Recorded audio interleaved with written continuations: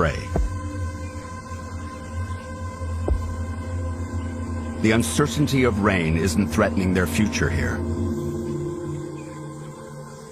It's the lack of fresh new blood in their family. But that's all about to change.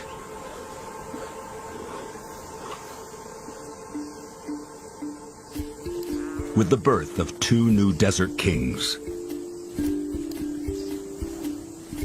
But the pride isn't home free.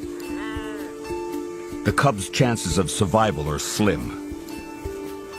Only 1 in 5 make it to adulthood.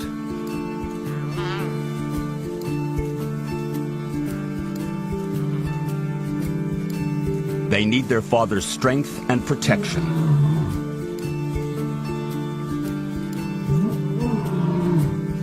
Their mother calls out.